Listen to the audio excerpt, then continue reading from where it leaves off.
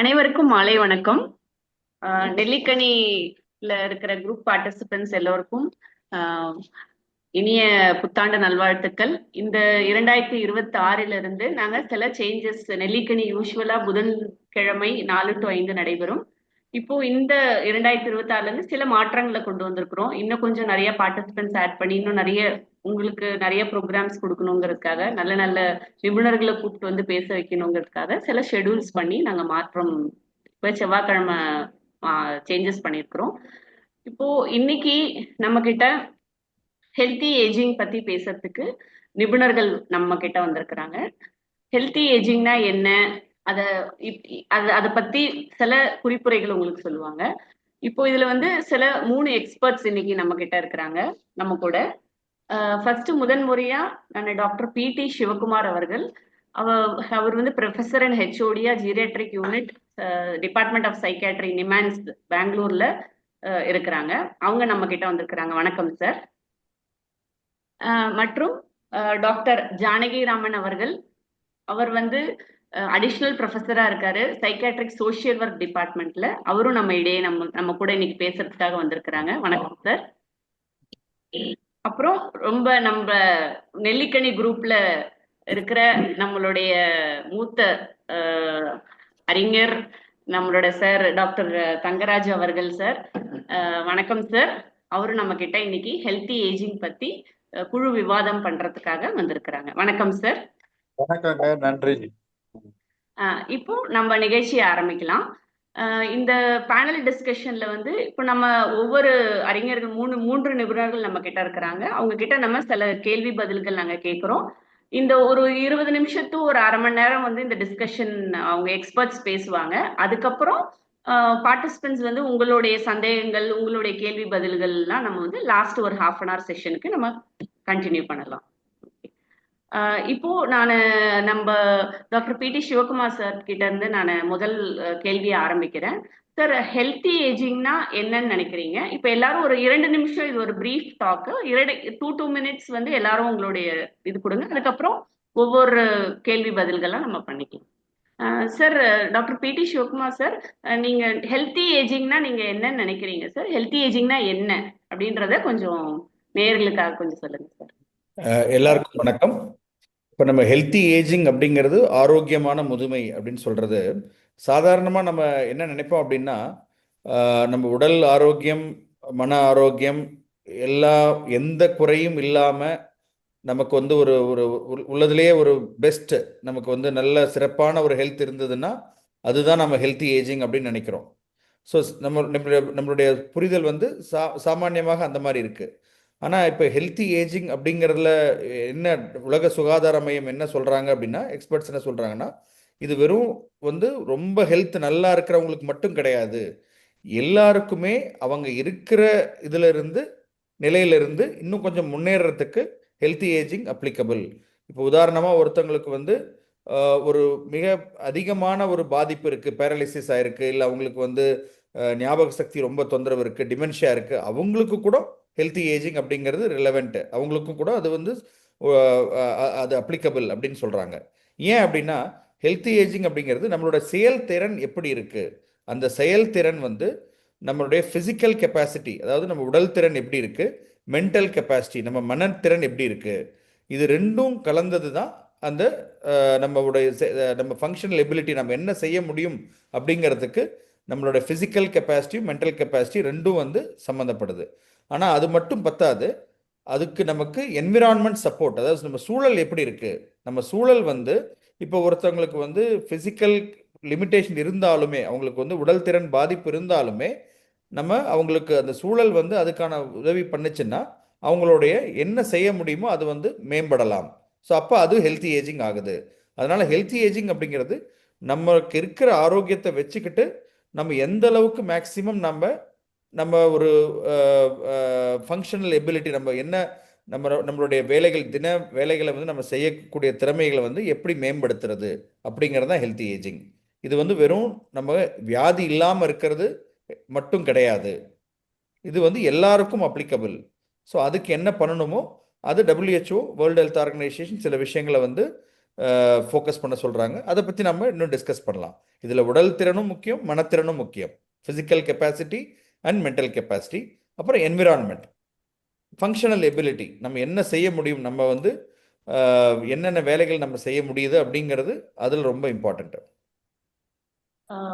இப்போ thank you sir. இப்போ நம்ம ஜானகிராமன் சார், நீங்க சொல்லுங்க, லைக் ஹெல்த்தி ஏஜிங்னா என்னன்றது ஒரு 2 நிமிஷம் சொல்லுங்க சார் நேயர்களுக்காக.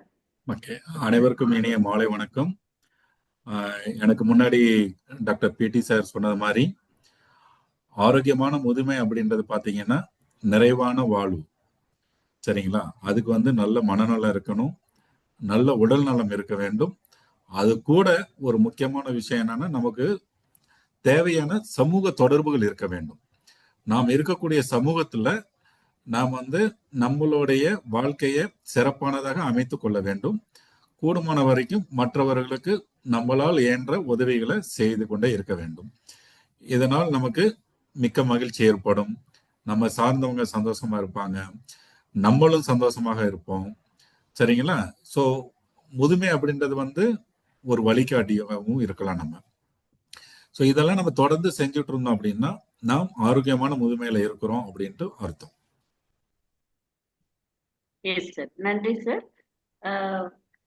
தங்கராஜு சார், நீங்க இப்போ ஹெல்த்தி ஏஜிங்னா என்னன்னு, பிகாஸ் நீங்க இந்த குரூப், இந்த குழுவோட தலைமை, ரிட்டையர்ட் ஆர்ஐ, நீங்க நிறைய லைக் ஆக்டிவிட்டீஸ்ல என்கேஜ் பண்ணிருக்கீங்க. லைக் நீங்க இப்போ 60+ ஏஜ்க்கு அப்புறம் தான் ரொம்ப ஆக்டிவா பிஸியா இருக்கிறீங்க. நீங்க சொல்லுங்க சார், உங்களுடைய அனுபவத்துல, உங்களுடைய வியூல ஹெல்த்தி ஏஜிங்னா, ஆரோக்கியமான முதுமைனா நீங்க என்ன நினைக்கிறீங்க சார்? வணக்கம். இந்த வாய்ப்பை கொடுத்ததற்காக உங்களுக்கு நன்றி தெரிவித்துக் கொள்கிறோம். ஆரோக்கியமான முதுமை என்பது இப்பொழுது, முதல் காலத்துல சராசரியா 50 வயது இருந்தது சுதந்திரம் அடைந்த காலத்துல. இப்ப நம்முடைய வயது வந்து 70, 80, 90 என்பது சர்வசாதாரணமாக மக்கள் வாழ்கிறார்கள். கிட்டத்தட்ட 10% மேல மூத்தவர்கள் நம்முடைய இந்தியாவில் வாழ்கிறார்கள். அதற்கு முக்கியமான காரணம் மருத்துவம் மற்றும் குடும்பத்தினர் ஆதரவு, நண்பர்களுடைய கலந்துரையாடல். இது போன்ற முக்கியமான நிகழ்ச்சிகளில் நாம் பங்கெடுத்துக் கொள்ளும் பொழுது முதுமையை மறந்து பழைய காலத்து நண்பர்களுடன் பேசுவது போல, இளைஞர்களுடன் பேசுவது போல மூத்தோர்கள் இப்பொழுது தங்களுடைய நினைவுகளை எல்லாம் பகிர்ந்து கொள்கிறார்கள். எப்பொழுதுமே ஒரு கஷ்டத்தை மட்டுமே சிந்தனை செய்து கொண்டு வாழ்பவர்களுக்கு மனநலமும் பாதிக்கும், உடல் நலமும் பாதிக்கும். இதுதான் என்னுடைய அனுபவம். இந்த வயது என்பது ஒரு எண்ணிக்கை. நாம் முடிந்தவரை குடும்பத்தோடு ஒத்து போக வேண்டும், நண்பர்களோடு ஒத்து போக வேண்டும். அப்பொழுதுதான் ஒரு சங்கத்தை ஒரு கட்டமைத்து அவர்களுக்கு தேவையான ஆலோசனைகளை நாம் வழங்க வேண்டும். எல்லாமே நலம் என்பது மனநலத்தில் இருந்துதான் ஆரம்பமாகிறது என்பது என்னுடைய கருத்து. நன்றி. நன்றி சார். இப்போ இவங்க எக்ஸ்பர்ட்ஸ் சொன்னதுல இருந்து, இப்ப ஹெல்த், ஆரோக்கியமான முதுமைன்றது, நான் வந்து எல்லாத்துலயும் எனக்கு எந்த விதமான பிபி சுகர் இல்லை, எனக்கு எந்த விதமான பிரச்சனையும் கிடையாது, நான் முழுமையா ஆரோக்கியமா இருக்கிறேன், உடல் நலத்திலயும் சரி மனநலத்திலயும் சரி அப்படிங்கிறது கிடையாது.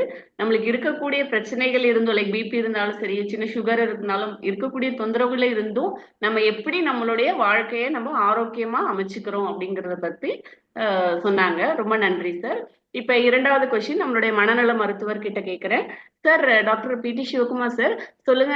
நீங்க லைக் யூஸ்வலாவே முதுமையானவர்களுக்கு பாத்தீங்கன்னா காமனா மறதி ப்ராப்ளம், தூக்க பிரச்சனை, அந்த மாதிரி ப்ராப்ளம்ஸ் எல்லாம் இருக்குது. இது வந்து சில பேர் வந்து இது நார்மலா வயசாயிடுச்சுனாலே இருக்கக்கூடிய பிரச்சனை அப்படின்ற மாதிரி நினைக்கிறாங்க. இது எப்படி ஐடென்டிஃபை பண்ணணும்? இது வந்து நார்மலா வயசாகக்கூடிய பிரச்சனையினால வரதா, இல்ல இது வந்து இது ஒரு அப்நார்மலா நம்ம டாக்டர்ஸ் கிட்ட போய் கன்சல்ட் பண்ணணுமா அப்படின்னு எந்த இடத்துல நம்ம ஐடென்டிஃபை பண்ணணும் சார்? எதுக்கெல்லாம் ட்ரீட்மெண்ட் தேவை சார்? இப்போ நம்ம ஆரோக்கியம், நன்றி என்ன பண்ணுவீங்க. இப்போ ஆரோக்கியமான முதுமைன்னு நம்ம பேசும்போது நம்ம ஏன் வந்து ஒரு குறைபாடுகளை பற்றி நம்ம பேசுகிறோம் அப்படின்னா, நம்ம ஏதாவது குறைபாடுகள் வருது அப்படிங்கிறது மேஜராக ஒரு தொந்தரவு வரத்துக்கு முன்னாடி ஆரம்ப ஸ்டேஜில் நம்ம அதை கண்டுபிடிச்சி அதுக்கான ஒரு நிவர்த்திகளை செஞ்சோம்னா நம்ம ஆரோக்கியத்தை நம்ம இன்னும் மேம்படுத்த முடியும். இதில் நமக்கு முக்கியமாக இந்த நம்மளுடைய நெல்லிக்கனி நிகழ்ச்சியோட நோக்கம் வந்து விழிப்புணர்வு. நமக்கு வந்து உடல் நலமாகட்டும் மனநலமாகட்டும் ஆரோக்கியமான முதுமை தான் நம்மளுடைய முக்கியமான அப்ஜெக்டிவ். ஸோ இதில் வந்து மனநலன் சம்பந்தமாக முக்கியமாக நம்ம ஃபோக்கஸ் பண்ணுறோம்.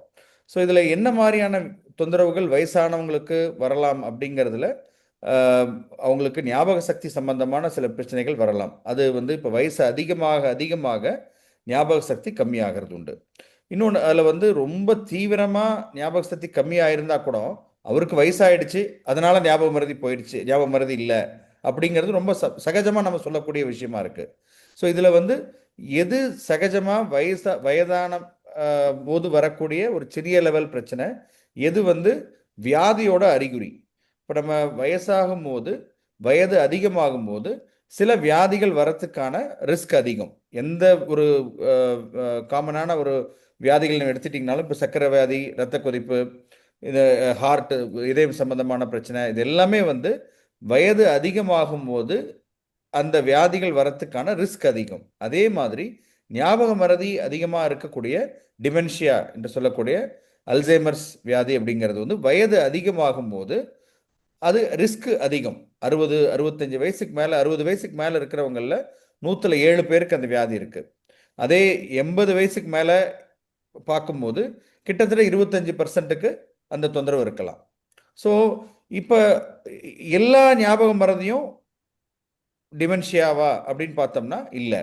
சகஜமாக என்னைக்காவது ஒரு நாளைக்கு நம்ம ஒரு சில இடத்துல வச்சுட்டு மறந்துடுறது அப்படிங்கிறது அது வந்து வயது ரிலேட்டடாக இருக்க ஞாபக சக்தி ப்ராப்ளமாக இருக்கலாம். ஆனால் தொடர்ந்து ஞாபக மறதி தொந்தரவு அதிகமாயிட்டே இருக்கிறது, அது ஒரு ஒரு விஷயங்கள் வந்து சமீபத்தில் நடந்த விஷயங்கள் கம்ப்ளீட்டாக நடக்காத மாதிரி கம்ப்ளீட்டாக மறந்துடுறது. ஞாபக மறதி வந்து நம்மளுடைய தினசரி நடவடிக்கைகளை கம்ப்ளீட்டாக பாதிக்குது. நமக்கு வந்து ஒரு நம்ம நம்ம சுயமாக இருக்கக்கூடிய விஷயங்களை நம்ம செய்கிறதுக்கு, இப்போ ஒரு பேங்க்கில் போய் நம்ம வேலை செய்கிறதாகட்டும், இல்லை நம்ம தனியாக ட்ராவல் பண்ணக்கூடியதாகட்டும், அந்த மாதிரி வந்து நம்மளுடைய டெய்லி வேலைகள் சமையல் செய்கிறதாகட்டும், அந்த மாதிரி டெய்லி வேலைகளை பாதிக்கக்கூடிய அளவுக்கு அது இருந்ததுன்னா அப்போ வந்து அது வியாதியோட அறிகுறி அப்படிங்கிறது கிளியராக தெரியும். ஸோ இதை வந்து நம்ம சாதாரணமாக நமக்கு வந்து வயசானவங்களுக்கு இது நமக்கு ஈஸியாக கண்டுபிடிக்க முடியுமா, எது நார்மல் எது அப்நார்மல் கண்டுபிடிக்க முடியுமான்னா அவ்வளோ சுலபம் இல்லை. ஏன்னா இப்போ ஒரு ஒரு ரத்த கொதிப்பு அப்படின்னா நம்ம ஒரு மெஷர்மெண்ட் பண்ணி பார்த்தோம்னா இந்த அளவில் இருந்ததுன்னா இது நார்மல், இதுக்கு மேலே இருந்தால் அப்நார்மல் அப்படின்னு ஒரு கட் ஆஃப் இருக்கு. சர்க்கரை வியாதி அப்படின்னா அது லேப் அந்த ரிப்போர்ட்லேயே போட்டுருவாங்க நார்மல் அப்நார்மல்னு. ஸோ அது மாதிரி நம்ம ஞாபக மறதிக்கோ இல்லை மனநலன் சார்ந்த வேற தொந்தரவு, மனசு கவலையாகிறதோ பேஜார் அவங்களுக்கு வந்து வருத்தமாகிறதோ அதுக்கு வந்து நம்ம ஒரு நம்பர் கொடுக்க முடியுமா அப்படின்னா அந்த மாதிரி இல்லை. இன்னைக்குள்ள நிலைமையில நம்ம டெஸ்ட் பண்ணி நம்மளா அதை சுய பரிசோதனை செஞ்சுக்கிட்டு நம்ம வந்து கண்டுபிடிக்க முடியாது. ஸோ அதனால வந்து டாக்டர்ஸ் வந்து அதுக்கான எக்ஸ்பர்ட்ஸ் அவங்க வந்து என்ன தொந்தரவு அப்படிங்கிறத முழுசா புரிஞ்சுக்கிட்டு எது நார்மல் எது அப்நார்மல் அப்படிங்கிறத அவங்களால வந்து அதை ஜட்ஜ் பண்ண முடியும். அதுக்கான சில டெஸ்ட் இருக்கு. ஸோ இது வந்து ஒன்று இந்த மாதிரியான வர்றது வயசாகும் போது ஞாபக மறதி சம்பந்தமான தொந்தரவுகளாகட்டும், மன ரீதியாக மனசு கவலை, மனசு வருத்தமாகிறது, இல்லை மனசு பதட்டமாகிறது, இது வந்து சாமானியமாக எல்லாருக்கும் வரலாம். அது தொடர்ந்து இருந்துச்சுன்னா நம்ம மருத்துவரை ரொம்ப அதிகமாகிற வரைக்கும் விட்டுட்டு நம்ம அணுகிறத விட ஆரம்ப அந்த மாதிரி ஒரு தொந்தரவு இருந்ததுன்னா ஒன்று அவங்களுக்கே தெரியலாம், இல்லை அவங்கள சுற்றி இருக்கிற ஃபேமிலி மெம்பர்ஸ். சில சமயம் வந்து அந்த வியாதியோட தன்மை எப்படின்னா நமக்கு வந்து தொந்தரவு இருந்துச்சுன்னா நமக்கு தெரியாது. ஸோ நம்ம வந்து அது நார்மல் அப்படின்னு தான் நம்ம சொல்லுவோம். நம்ம கூட இருக்கிறவங்களுக்கு அது அதிகமாக தெரியும். இது ஒரு வந்து வழக்கமாக இருந்ததை விட இப்போ அதிகமாக மறந்து போகிறாரு, வழக்கமாக இருந்ததை விட ஒரே விஷயங்களை திரும்ப திரும்ப பேசுகிறாரு, இல்லை வழக்கமாக இருந்ததை விட ரொம்ப கவலையாக இருக்காரு, ஒரு எதுவும் காரணம் இல்லாமல் ரொம்ப பதட்டமாக இருக்காரு அப்படின்னம்னா நம்ம அதை வந்து ஒரு ஸ்டிக்மாவாக நினைக்காம, இது வந்து ஒரு தப்பான விஷயம் நினைக்காம அதுக்கான ஒரு எக்ஸ்பர்ட்ஸை அணுகி நம்ம செக் பண்ணிக்கிறது ரொம்ப அவசியம். ஆரம்ப ஸ்டேஜில் கண்டுபிடிச்சோம்னா அதுக்கான நிவர்த்தி, அதுக்கான ஒரு பராமரிப்பு வந்து கரெக்டாக செய்ய முடியும். ஸோ இது வந்து அது இதுக்கான விழிப்புணர்வு வயசானவங்களுக்கும் இருக்கணும், ஸ்டூடெண்ட்ஸ். இப்போ நம்மள இந்த ப்ரோக்ராமில் நம்ம காலேஜ் ஸ்டூடெண்ட்ஸோட நம்ம ஏன் இந்த மாதிரியான தொந்தரவுகள் வயசானவங்களுக்கு மட்டும் தெரிஞ்சா பத்தாது, எல்லாருக்கும் தெரியணும். அதில் முக்கியமாக இந்த மாதிரி நம்ம சமூக சம்பந்தமாக சோஷியல் ஒர்க் இல்லை வந்து நர்சிங் அந்த மாதிரி படிக்கிறவங்களுக்குலாம் இன்னும் நிறைய தெரியணும். அவங்க வந்து பொது சேவையில் அவங்களுக்கு வந்து நிறைய ரோல் இருக்கும். ஸோ அதனால் வந்து இந்த மாதிரியான தொந்தரவுகளை பற்றின விழிப்புணர்வு அவங்களுக்கும் ரொம்ப இம்பார்ட்டன்ட். அவங்க குடும்பத்திலையோ இல்லை சொசைட்டிலையோ அவங்க அதுக்கான ஹெல்ப் பண்ணலாம். சரிங்களா? ஸோ இது இது இது இது இதை பற்றின நம்ம இன்னும் மேலும் மேலும் நிறைய டிஸ்கஸ் பிரச்சனை கேள்விகள் இருக்கும். முதல் அளவில் இது பிரச்சனைன்னு வந்ததுன்னா அதுக்கு நம்ம எக்ஸாக்டாக டயக்னோஸ் பண்ணிட்டு வர முடியாது. ஒரு டவுட் வந்தாலே நம்ம இதை ஒரு ஆலோசனை செய்யறதுங்கிறது, அதுக்கான எக்ஸ்பர்ட்டை பார்க்கறதுங்கிறது ரொம்ப அவசியம். இது நார்மல், இது வயதான நார்மல் அப்படிங்கிற மாதிரி ஒதுக்கக்கூடாது. சார் சார் மிக மிக அழகா சொன்னீங்க சார். லைக் யூஸ்வலாவே வயசாயிடுச்சுனாலே இவங்க 85 வயசு ஆயிடுச்சு, அதனாலதான் அவங்க அப்படி பிஹேவ் பண்றாங்க, இவனுக்கு அதனாலதான் தூக்கம் வரல அப்படின்னு காமனா மக்களிடையே இந்த இந்த மாதிரியான ஒரு சிந்தனைகள் இருக்குது. அது எப்படி வந்து அவங்களுக்கு எது கரெக்ட், எந்த இடத்துல அவங்க மருத்துவரை சந்திக்கணும்ட்டு சொன்னீங்க. ரொம்ப நன்றி சார். சார் இன்னொரு கொஸ்டின் உங்ககிட்ட. இப்போ முதியவர்கள் வந்து மனநல பிரச்சனையை ப்ரொடெக்ட் பண்றதுக்கு என்னெல்லாம் செய்யணும்ட்டு ஒரு சில குறிப்புகள் கொடுங்க சார் கொஞ்சம். இப்போ நம்ம மனநலனுக்கு வியாதி அதிகமாகிறதுக்கு முன்னாடி அதை தடுக்கிறதுக்காகவும் சரி, இல்லை நம்ம இருக்கிற நம்மளுடைய திறனை வந்து நம்ம இன்னும் மேம்படுத்துறதுக்காகவும் நமக்கு சில விஷயங்கள் செஞ்சால் அது நல்லது அப்படின்றது நிறைய ஆராய்ச்சியிலேருந்து அது ப்ரூவ் ஆயிருக்கு. ஒன்று, இதில் வந்து நம்ம உடல் திறன் வந்து ரொம்ப முக்கியம். மனத்திறன் எப்படி இருக்குன்னா அதுக்கு உடல் திறன், அதில் வந்து எக்ஸசைஸ், ஃபிசிக்கல் ஆக்டிவிட்டி, நம்ம வந்து ரொம்ப எதுவும் செய்யாமல் இருக்கிறத விட எக்ஸசைஸ் பண்ணுறது, எது வாக்கிங் ஆகட்டும், யோகா ஆகட்டும், இந்த மாதிரி எக்ஸசைஸ் பண்ணோம்னா அது வந்து கண்டிப்பாக நமக்கு மனத்திறனை, பிரச்சனைகளை வந்து கம்மி பண்ணுறதுக்கு உதவும். அதே மாதிரி உறக்கம், தூக்கம் வந்து ஒரு சீரான தூக்கம் வந்து குறைஞ்சபட்சம் 5லேருந்து 6 மணி நேரம் குறைஞ்சபட்சம். வயசாகும் போது தூக்கத்தோட டெப்த்து, தூக்கத்தோட அளவு வந்து கொஞ்சம் கம்மியாகும், இன்டரப்ஷன்ஸ் வரும். இருந்தாலும் ரொம்ப தூக்கம் கம்மி இல்லாமல் ஒரு 6 மணி நேரம் தூக்கம் வர மாதிரி இருந்ததுன்னா அதுவும் வந்து மனசு பிரச்சனைக்கு கண்டிப்பாக வந்து ஒரு ப்ரொடக்டிவான விஷயமா இருக்கும். மூன்றாவது, சோஷியல் என்கேஜ்மெண்ட். நம்ம எப்பயுமே தனிமையில் இல்லாமல் நமக்கு வந்து ஒரு நட்பு, நம்மளோட குடும்பமாகட்டும் இல்லை வந்து அக்கம் பக்கம் இருக்கிறவங்களாகட்டும், ஏதோ ஒரு வகையில் நமக்கு வந்து வெளி தொடர்பு, சோஷியல் என்கேஜ்மெண்ட் இருந்ததுன்னா அதுவும் வந்து கண்டிப்பாக வந்து நம்மளுடைய மன அமைதியை வந்து கண்டிப்பாக மேம்படுத்தும், மன ஆரோக்கியத்தை மேம்படுத்தும். இது இல்லாமல் நமக்கு நார்மலாக வரக்கூடிய பிரச்சனைகள் வயதாகும் போது நம்மளுடைய செவித்திறன், பார்வைத்திறன், இது ரெண்டும் வந்து விஷன் அண்ட் ஹியரிங், இது ரெண்டும் வந்து கொஞ்சம் பாதிப்பாகலாம். அதே மாதிரி மொபிலிட்டி, நடக்கிறது பாதிப்பாகலாம், கீழே விழுந்துருவோங்கிற அந்த மாதிரியான ஒரு சில சூழ்நிலைகள் வரலாம். ஸோ இதை வந்து நம்ம கரெக்டான மெயின்டைன் பண்ண வேண்டியது. அதுக்கான ஒரு ஆரம்ப செக்கப் பண்ணிவிட்டு அதுக்கான ஏதாவது கரெக்ஷன் தேவைப்பட்டுச்சுன்னா, இப்போ இப்போ செவித்திறன் கம்மியாக இருந்ததுன்னா அதுக்கான உதவியை நம்ம எடுத்துக்கணும். ஹியரிங் எய்டு எடுத்துக்கிறது நமக்கு மன ஆரோக்கியத்தையும் கண்டிப்பாக மேம்படுத்தும். ஸோ ஏன்னா ஒன்றுக்கு ஒன்று இது லிங்க், எல்லாமே ஒன்றுக்கு ஒன்று தொடர்பு இருக்குது. உடல் பிரச்சனைக்கும் மனப்பிரச்சனைக்கும் ரெண்டும் காம்ப்ளெக்ஸ் ரிலேஷன்ஷிப் இருக்குது. அதாவது வந்து ஒன்று பாதிச்சுன்னா இன்னொன்று பாதிக்கும். எது முதல்ல வருது, எது ரெண்டாவது வருதுன்னு நம்ம சொல்ல முடியாது. ஸோ அதனால் வந்து இது முக்கியமாக வந்து எக்ஸசைஸ், யோகா ஆகட்டும் இல்லை வாக்கிங் ஆகட்டும், என்ன அவங்களுக்கு வந்து எக்ஸசைஸ் இருக்கோ அது பண்ணலாம். அப்புறம் உறக்கம், சாப்பாடு, நல்ல ஒரு நியூட்ரிஷன், நமக்கு வந்து ஒரு நல்ல ஒரு ஆரோக்கியமான ஒரு உணவு முறையை பழக்க, நம்ம வயசுக்கு தகுந்த மாதிரி நம்மளோட உணவு பழக்க வழக்கங்களையும் நம்ம அதுக்கு தகுந்த மாதிரி மாற்றணும். அதுக்கு தகுந்த மாதிரி நமக்கு என்ன தேவையோ அதை நம்ம கரெக்டான அளவில் ஆரோக்கியமான ஒரு உணவை எடுத்துட்டோம்னாலும் அது முக்கியம். சோஷியல் என்கேஜ்மெண்ட், அப்புறம் காக்னிட்டிவ் என்கேஜ்மெண்ட். அதாவது வந்து வெறும் எக்ஸசைஸ் மட்டும் பத்தாது, மூளைக்கு நம்ம வேலை கொடுக்கணும். நிறைய வந்து நம்ம சமுதாயத்தில் வயசாகிடுச்சு அப்படின்னா அவங்க நீங்கள் எந்த வேலையும் செய்ய வேண்டாம், நாங்களே எல்லாம் பார்த்துக்குறோம், நீங்கள் வந்து வீட்டில் அமைதியாக இருங்க அப்படிங்கிற மாதிரி நம்ம ஒரு நிலைக்கு கொண்டு வந்துடுறோம். பட் நம்மளை நம்ம என்கேஜ் பண்ணிக்கிறதுக்கு நிறைய வழிகள் இருக்குது. இப்போ நம்ம மூளையை ஆக்டிவாக நம்ம எந்த ஒரு புதுசாக ஒரு விஷயம் கற்றுக்கிறதாகட்டும், இல்லை கேம்ஸ் ஏதாவது விளையாடுறதாகட்டும், இல்லை வந்து புதுசாக படிக்கிறது, ஏதாவது படித்து தெரிஞ்சுக்கிறதோ, நல்ல மூளைக்கு வந்து நம்ம செயல் கொடுத்துட்டே இருந்தோம்னா அதுவும் வந்து மூளைக்கு ஒரு எக்ஸசைஸ். ஸோ இது எல்லாமே ஃபிசிக்கல் இம்பார்ட்டண்ட், ஆக்டிவிட்டி இம்பார்ட்டண்ட்டு, மூளைக்கான செயலும் ரொம்ப இம்பார்ட்டண்ட்டு. இது சோஷியல் என்கேஜ்மெண்ட் இம்பார்ட்டண்ட். இதை பண்ணோம்னா நம்ம மன ஆரோக்கியம் நிறைய விஷயங்கள் நம்ம தடுக்க முடியும். Thank you sir. இப்போ மனநல மருத்துவர்கிட்ட இருந்து நம்ம மனசை எப்படி ஆரோக்கியமா வச்சுக்கணும் அப்படின்றத சில குறிப்புகள் கொடுத்தாரு. இப்போ சார் தங்கராஜ் சார், நீங்க சொல்லுங்க, லைக் ஆஸ் எ சீனியர் சிட்டிசனா உங்களுடைய அனுபவத்துல உங்களோட மனசையும் உங்களோட இதை காமா ஆக்டிவா வச்சுக்கிறதுக்கு என்ன மாதிரியான ஆக்டிவிட்டிஸ் எல்லாம் ஹெல்ப்ஃபுல்லா இருக்கும் சார்? என்னுடைய அனுபவத்துல வந்து காலையில 5 மணியில இருந்து என்னுடைய பணி துவங்குது. வீட்டுக்கு வேண்டிய முக்கியமா பால் வாங்கிட்டு வர்றதுல இருந்து 6:30 மணிக்கு மேல நடைப்பயிற்சி 7:30 வரையிலும் வந்து நடக்கிறோம் நண்பர்களோட. அப்போ ரொம்ப கலகலப்பா நாங்க பேசுவோம். 5-6 பேர் சேர்ந்துட்டோம்னா யங்ஸ்டர்ஸ் மாதிரி பேசிட்டே இருப்போம்.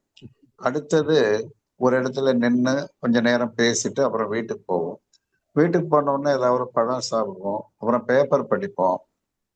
இந்த மாதிரியான செய்திகள் ஒரு பக்கம் தினசரி லைஃப்ல. வீட்டுக்கு தேவையான பொருட்களை இப்ப தனிமையில இருக்கிறவங்களுக்கு என்னன்னா, பிள்ளைகள்லாம் ஒவ்வொரு இடத்துல இருப்பாங்க. அந்த நேரத்துல வந்து நாம மூத்தவர்கள் தனிமையில 2 பேர் இருக்கிறது, இன்னும் சில இடத்துல ஒருத்தரே கூட இருக்காங்க. இவங்க வேலையை இவங்க தான் பார்த்துக்கணும். ஒவ்வொரு வேலைக்கும் போய் ஒருத்தரை வந்து வாங்க எனக்கு அதை செஞ்சு கொடுங்க, இதை செஞ்சு கொடுங்கன்னா அவங்க பேசுறதே குறைச்சிருவாங்க அல்லது தவிர்த்துருவாங்க. முடிஞ்ச வரைக்கும் நம்மளால என்ன வேலை செய்ய முடியுமோ அதை நாம செய்யறது ஒரு மகிழ்ச்சிக்கு. அது உடல் உழைப்பு. அதாவது வெறும் நடைப்பயிற்சி மட்டும் இல்லாம வெளியில கொஞ்சம் தூரம் நம்ம வேலையை நம்ம மருந்து மாத்திரை வாங்குறதுல இருந்து பேங்க் போறதுல இருந்து நண்பரோட சேர்ந்து இப்ப 2 பேரும் போறோம்னா அவர் ஒரு நாளைக்கு நான் ஒரு நாளைக்கு இப்ப சேர்ந்து போய் எங்களுடைய பணிகளை முடிஞ்ச வரைக்கும் நாங்களே பார்த்துக்கிறோம். அது இல்லாம ஒரு 12 வருஷத்துக்கு மேல நாங்க ஒரு அமைப்பை தருமபுரியில ஏற்படுத்தியிருக்கோம். அந்த சங்கத்தின் மூலயமாக ஒரு 200 பேர் வந்து இருக்கும் பொழுது அவங்களுடைய பிரச்சனைகளை, அவங்களுடைய கஷ்ட நஷ்டங்களை, ஓய்வூதியம், குடும்ப ஓய்வூதியம் சம்பந்தமாக சில கோரிக்கைகளை, ஆலோசனைகளை கேட்கும் பொழுது அதுல 1 மணி நேரம் 2 மணி நேரம் தினசரி ஒரு 10 பேராவது பேசுவாங்க. அதே போல நாம அவங்களோட பேசி எப்படி இருக்கீங்க, என்ன உங்களுக்கு என்ன ஆலோசனை, உடம்பு எப்படி இருக்கு, எந்த டாக்டர் கிட்ட நீங்க போறீங்க, இன்னும் ஏதாவது உங்களுக்கு செய்யணுமா அப்படிங்கிற சில ஆலோசனைகள், உதவிகளை வாலண்டரியா நம்மளோட மூத்தவர்கள் 80-85 வயசுக்காரவங்க கிட்ட அப்படி பேசி நம்முடைய நேரத்தை வந்து பயனுள்ளதா மாற்றும் பொழுது ஏற்கனவே மனசுக்குள்ள கொஞ்சம் 20% 30% கவலைகள், இந்த மாதிரி பிரச்சனைகள் எல்லாம் இருக்கிறத குறைக்கிறதுக்கு ஒரு வழி இது என்னுடைய அனுபவத்துல. அத நம்ம யார் கூடயும் பேசாம யார் கூடயும் உறவு இல்லாம இருக்கும் பொழுது அந்த பிரச்சனைகள் வந்து இன்க்ரீஸ் ஆயிட்டே போகும். 30% பிரச்சனைகள் வந்து உடல் நலம் அல்லது மனநலம் வந்து 40, 50, 60ன்னு அந்த 50க்கு மேல போகாத பாத்துக்கிறதுக்காக நம்ம சில பொது விஷயங்கள்ல சமூக ஈடுபாடுகள்ல நாம செய்யணும். குறிப்பா மாணவர்கள், மாணவர் விடுதிகள் அவங்களோட எல்லாம் போய் பேசி அவங்களுக்கு என்ன வேண்டிய உதவிகள் இது மாதிரி எல்லாம் நாங்க ஆரம்பத்துல இருந்தே செய்யறோம். இப்ப இல்ல, பணியில இருக்கிற காலத்திலேயே இவங்களோட ஐக்கியமாகி இப்ப 2 பேர் தான். ஒண்ணு 18 வயசு கீழே இருக்கவங்க பிரச்சனை, அடுத்தது 60 வயசுக்கு மேல இருக்கவங்க பிரச்சனை.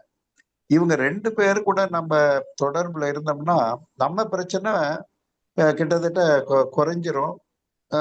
மேலும் குறையறதுக்கு வாய்ப்பு இருக்கும். இதான் என்னுடைய அனுபவம். நன்றி சார், மிக அழகா சொன்னீங்க. எங்களுக்கெல்லாம் நீங்கெல்லாம் ஒரு ரோல் மாடல் சார். லைக் வயசான பிறகு எப்படி ஆக்டிவா நம்மள என்கேஜ் பண்ணிக்கணும் அப்படிங்கறது வந்து உங்களோட அனுபவங்கள் மூலியமா நாங்க லேர்ன் பண்ணிக்கிட்டோம். மிக்க நன்றி சார். இப்ப நம்ம இடையே டாக்டர் ஜானகிராமன் அவர்கள் இருக்கிறாரு. சார், நீங்க நம்ம முதியவர்கள் கிட்ட காமனான பிரச்சனை வந்து லோன்லினஸ், அதாவது தனிமையான உணர்வு அப்படின்றது ரொம்ப காமனான. அதனால வந்து மனநல பிரச்சனையும் உடல்நல பிரச்சனையும் வந்து அதிகமாகுது. ஸோ அந்த தனிமை உணர்வை பத்தி கொஞ்சம் சொல்லுங்க சார். அதை எப்படி தவிர்க்கலாம், அப்படி இருக்கும்போது அவங்க எந்த மாதிரியா அதை மேனேஜ் பண்ணணும் அப்படின்றத கொஞ்சம் பகிர்ந்து கொள்ளுங்க சார். நன்றி அன்னபூரணி. இந்த சமூக நிலை தொடர்பு அதை பத்தி நம்முடைய சங்க இலக்கியங்கள்ல மிக ஆழமாகவும் அழுத்தமாகவும் சொல்லியிருக்காங்க. புறநானூறு, நற்றிணை, நருந்தொகை, நாலடியார் மற்றும் திருக்குறள் எல்லாத்துலயுமே சொல்லியிருக்காங்க. சமூக தொடர்பு இருந்துச்சு அப்படின்னா நாம் தனிமையை தவிர்க்கலாம் அப்படின்னு சொல்லிட்டு நம்ம எல்லாருமே படிச்சிருப்போம் அதை பத்தி. சரிங்களா? அதனால என்ன ஆகுன்னு பாத்தீங்கன்னா, நமக்கு அந்த கூடி வாழுதல் அப்படின்ற ஒரு விஷயங்கள் வந்து நமக்கு நல்லாவே இருக்கும். தனிமையை தவிர்த்தோம் அப்படின்னா. அது கூட சேர்ந்து மூத்தவர்களுக்கு மதிப்பு கொடுக்கிறது, சமூக செயற்பாடுகள்ல ஈடுபடுற விஷயங்கள் எல்லாமே ரொம்ப முக்கியமானது. இதை எப்படி மேம்படுத்தலாம் அப்படின்னு பாத்தீங்கன்னா, ஒரு சில விஷயங்கள் வந்து இதுக்கு முன்னாடி பேசின தங்கராஜ் ஐயா சொன்னாங்க. அதுல வந்து முக்கியமானது வந்து அந்த ஸ்மால் கேதரிங். அவங்க சொன்னாங்க, காலையில நடைப்பயிற்சியில இருந்து ஆரம்பிச்சு ஒரு 4-5 பேர் எப்படி கூடி பேசுறது, அவங்க மன கஷ்டத்தை எளிமைப்படுத்திக்கிறது, அந்த மாதிரியான விஷயங்கள். சோ நம்ம வயசானதுக்கு அப்புறம் அருகாமையில் இருக்கக்கூடியவங்கள்ட்ட இந்த மாதிரி குழுவா சேர்ந்து நம்மளுடைய கஷ்ட நஷ்டங்களை நம்ம பகிர்ந்துக்கிறது ஒரு ஆரோக்கியமான விஷயம். நம்ம மனசு இலகுவா இருக்கும், நமக்கும் ஒரு ஆறுதல் இருக்கு அப்படின்றது நமக்கு ஒரு நம்பிக்கை கொடுக்கும். அடுத்தது பாத்தீங்க அப்படின்னா, நம்ம தொடர்ந்து தகவல் தொடர்புல இருக்கணும். சரிங்களா? நம்ம நண்பர்கள்ட்ட பேசுறதா இருக்கட்டும், குடும்ப நண்பர்கள்ட்ட பேசுறதா இருக்கட்டும், ஓகே, சொந்தக்காரவங்கள்ட்ட பேசுறதா இருக்கட்டும், இது எல்லாமே இன்னைக்கு வந்து கைபேசி இல்லாத ஆட்களே கிடையாது. அதுலயும் பாத்தீங்கன்னா எல்லாத்திலுமே நம்மள்ட்ட ஸ்மார்ட் போன் இருக்கு. இன்னைக்கு எல்லாம் பாத்தீங்கன்னா காது குத்து நடக்குதோ இல்லையோ, கைபேசியோட இல்லாதவங்கள நம்ம பாக்குறதே கிடையாது. சரிங்களா? அவங்களுக்கு டெய்லி ஒரு சின்ன ஒரு குறுஞ்செய்தி அனுப்பலாம். எப்படி இருக்கிறீங்க? அங்க இருந்து ஒரு செய்தி நமக்கு வரும். சோ இதை நம்ம படிக்கிறப்ப வந்து நம்ம மனசுக்கும் சந்தோஷமா இருக்கும், உடலுக்கும் சந்தோஷமா இருக்கும். அது கூட சேர்ந்து நம்ம நண்பர்களோட வீட்டுக்கு போறது, சொந்தக்காரங்க வீட்டுக்கு போறது, நம்ம பிள்ளைங்க வீட்டுக்கு போறது, இல்ல அவங்கள நம்ம வீட்டுக்கு கூப்பிடுறது, இது எல்லாமே வந்து நம்ம தனிமையா இருக்கிறத தவிர்க்கிறதுக்கான வழிமுறைகள். அது கூட சேர்ந்து இன்னும் ஒரு முக்கியமான விஷயங்கள் நம்ம என்ன பண்ணலாம்னு கேட்டீங்கன்னா, தன்னார்வ தொண்டுல நம்மளை ஈடுபடுத்திக்கிறது.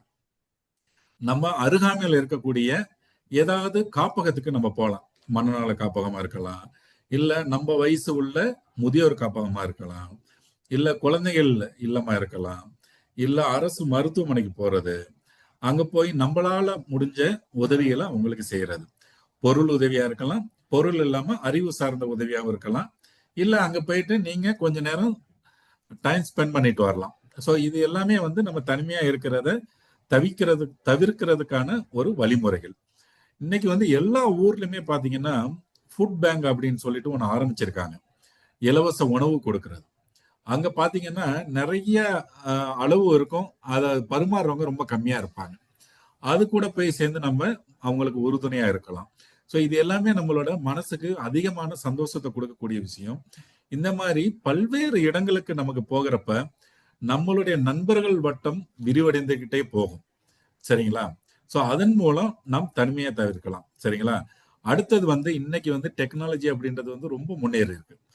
முன்னெல்லாம் வந்து நம்ம பேசணும் அப்படின்னா ட்ரங்க் கால் பண்ணணும், இல்ல டெலிபோன் பூத் போகணும், அந்த மாதிரி எல்லாம் இருக்கு. இன்னைக்கு நம்மள்ட்ட இருக்கக்கூடிய வாட்ஸ்அப் வசதியை வச்சுக்கிட்டு நம்ம நண்பர்கள், உறவினர்கள், குடும்ப உறுப்பினர்கள் அவங்கள்ட்ட வீடியோ கால்ல பேசலாம். அப்ப பேசுறப்ப என்ன ஆகுன்னு கேட்டீங்கன்னா, நம்ம தனிமையா இருக்கிற ஒரு உணர்வே நமக்கு வராது. சரிங்களா? நம்ம எந்த நேரமும் ஒருத்தவங்கள்ட்ட தொடர்புலயே இருக்கிறோம் அப்படின்ற ஒரு நம்பிக்கை நமக்கு வரும். சரிங்களா? அடுத்தது வந்து கம்யூனிட்டி ஈவெண்ட்ஸ்ல வந்து நம்ம கலந்துக்கணும். எக்ஸசைஸ் குரூப் ஒன்று நீங்க ஃபார்ம் பண்ணலாம். இப்ப தங்கராஜ் சார் சொன்ன மாதிரி ஒரு குறிப்பிட்ட நேரத்துக்கு ஒரு இடத்துக்கு போறது, அங்க நம்ம குரூப்பா சேர்ந்து உடற்பயிற்சி செய்யறது. சரிங்களா? அடுத்தது வந்து நம்ம படிச்ச விஷயங்கள் ஏதாவது, இப்ப நேத்து புதுமையான விஷயங்கள் ஏதாவது படிச்சிருந்திருக்கலாம், அதை பத்தி நம்ம பகிர்ந்துக்கலாம். அப்படி நமக்குள்ள வந்து டேர்ன் எடுத்துக்கணும். சரிங்களா? இன்னைக்கு நீங்க சொல்லுங்க, நாளைக்கு நான் சொல்றேன் அப்படின்றப்ப நம்ம எப்பொழுதுமே நம்மள ஆரோக்கியமா ஏதாவது ஒரு செயல்ல ஈடுபடுத்திக்கிட்டே இருப்போம். சரிங்களா? அது வந்து ரொம்ப முக்கியமானத ஒரு விஷயமா இருக்கும் நம்ம தனிமையை தவிர்க்கிறதுக்கு. இது கூட சேர்ந்து நல்ல மன அமைதி வேணும், எல்லாம் பண்றேன் சார், மன அமைதி கொஞ்சம் கம்மியா இருக்கு சார் அப்படின்றப்ப என்ன பண்ணலான்னு கேட்டீங்கன்னா, நம் அருகாமையில் நடக்கக்கூடிய நம் நம்பிக்கைக்கு ஏத்த மாதிரி இருக்கக்கூடிய தெய்வ வழிபாடு இடங்களுக்கு நம்ம செல்லுதல். சரிங்களா? அங்க போயிட்டு நாம் நம்மளால் முடிந்த உதவிகளை அவங்களுக்கு செய்யலாம். சரிங்களா? அது கூட சேர்ந்து வேற ஏதாவது கல்ச்சுரல் ஈவெண்ட்ஸ் நம்ம லோக்கல் பிளேஸ்ல நடக்கக்கூடிய நாடகம் நடக்கக்கூடிய இடமா இருக்கலாம், இல்ல அப்படின்னா வேற ஏதாவது நடனம் நடக்கக்கூடிய இடமா இருக்கலாம், இல்லைன்னா நகைச்சுவை மன்றமா இருக்கலாம். இந்த மாதிரியான விஷயங்கள் எல்லாத்துலயுமே நம்மள தொடர்பு கொண்டு வச்சுக்கணும். அது கூட சேர்ந்து மனசு உடம்பு இது ரெண்டுமே சங்கிலி தொடர் மாதிரி, PT சார் சொன்ன மாதிரி. சரிங்களா? நம்மள்ட்ட இருக்கக்கூடிய சங்கிலிய நாம் நல்ல ஸ்ட்ரென்தன் பண்ணணும் அப்படின்னா இந்த விஷயங்கள் எல்லாத்தையுமே நம்மளோட தினசரி வாழ்க்கையில ஒன்னோட ஒன்னா சேர்த்துக்கிட்டே இருக்கணும், பின்னிக்கிட்டே இருக்கணும். அப்பதான் வந்து அந்த சங்கிலி நல்ல திடமானதாகவும் இருக்கும், நம்ம அதிக நாளுக்கு நம்ம உபயோகப்படுத்தலாம். சங்கிலியில ஏதாவது ஒண்ணு லூஸ் ஆனாலும் எப்படி நம்ம அந்த சங்கிலியை முழுமையா உபயோகப்படுத்த முடியாதோ அதே மாதிரி இந்த மாதிரியான உடல் நலம் பிளஸ் மனநலம் அது கூட சேர்ந்து இந்த சமூக தொடர்பு இதை வந்து நாம் தொடர்ந்து மேம்படுத்திக்கிட்டே இருக்கணும். இருந்தோம் அப்படின்னா கண்டிப்பாக நாம் வந்து சங்க இலக்கியங்கள்ல சொன்னது மாதிரி தனிமையை தவிர்க்கலாம், சமூக தொடர்பை மேம்படுத்திக்கிட்டே இருக்கலாம். சரிங்களா? நன்றி சார். டாக்டர் ஜானகிராமன் சார் ரொம்ப அழகா சொன்னாங்க. எப்படி சமூக தொடர்பு வந்து நம்மளோட மனநலத்தையும் உடல் நலத்தையும் எந்த விதத்துல நம்மளுக்கு ஹெல்ப்ஃபுல்லா இருக்கு, ஆரோக்கியமா வச்சுக்குது அப்படின்றத மிக அழகா டீட்டெயிலா எக்ஸ்பிளைன் பண்ணாங்க. சார், நீங்க இன்னொரு ஒரு விஷயம் எங்களுக்காக பகிர்ந்துக்கணும். லைக் போஸ்ட் ரிட்டையர்மெண்ட், அதாவது யூஸ்வலா என்ன பண்றாங்கன்னா 60 வயசு வரைக்கும் அவங்க வேலையில ஏதாவது ஒரு இதுல என்கேஜ் பண்ணியிருக்கும் போது கூட ஆண்கள் வந்து ரொம்ப ஆக்டிவா இருக்கிறாங்க. ஒன்ஸ் ரிட்டையர்மெண்ட் ஆகும்போது அவங்களுடைய மனநலமோட மைண்ட் செட்டே வந்து அவங்களுக்கு மாறிடுது. இந்த மாதிரி அவ்வளவுதான், எனக்கு எல்லாமே முடிஞ்சுது, இனிமேட்டு நான் ரெஸ்ட் தான் எடுக்கணும் அப்படின்ற மாதிரியான உங்களோட மைண்ட் செட்டே மாறிடுது. அப்போ உங்களோட இது ஓய்வுக்கு அப்புறம், அதாவது வேலையில இருந்து ஓய்வு பெற்ற பிறகு அவங்கள எப்படி அவங்களோட பர்பஸ் ஆஃப் லைஃப், அவங்களோட வாழ்க்கையை அவங்களுக்கு ஒரு இதை வந்து எப்படி முக்கியத்துவம் கொடுக்கணும், அது வந்து எந்த விதத்துல அவங்களுக்கு இம்பார்ட்டன்ஸ் அப்படிங்கறத கொஞ்சம் சொல்லுங்க சார். மிக அழகான கேள்வி கேட்டீங்க அன்னபூர்ணி. இது வந்து அதிகமான நபர்களுக்கு இந்த தொந்தரவுகள் இருக்கின்றது. நம் பணியில் இருந்து ஓய்வு பெற்றதுக்கு அப்புறம் நம்மளை எப்படி முழுமையாக ஆரோக்கியமாக நம்மளை ஈடுபடுத்திக்கிறதுக்கு, அதுக்கு வந்து நம்ம வந்து நம்மளுடைய கோல்ஸ் வந்து நம்ம செட் பண்ணிக்கணும். ஷார்ட் டேர்ம் கோல் என்ன, லாங் டேர்ம் கோல் என்ன அப்படின்ற மாதிரி எல்லாம். சரிங்களா? அதுக்கான செயல்பாடுகளை நம் குடும்ப நபர்கள் மற்றும் நம் நண்பர்களுடன் சேர்ந்து ஆலோசித்து ஒரு நல்ல முடிவை நம்ம எடுக்கணும். எடுத்துக்கிட்டா அதன் நோக்கி நம்ம பயணம் செய்யணும். அது கூட சேர்ந்து இதுக்கு முன்னாடி நம்ம சொன்னோம் இல்லைங்களா, அந்த விஷயங்கள்ல நம்ம தொடர்ந்து ஈடுபட்டுக்கிட்டே இருக்க வேணும். இதெல்லாம் இருக்கிறதுனால என்ன ஆகும்னு கேட்டீங்கன்னா, கண்டிப்பாக நம்மளுடைய மனவளம், மென்டல் வெல்பீயிங் நல்லா இருக்கும். சரிங்களா?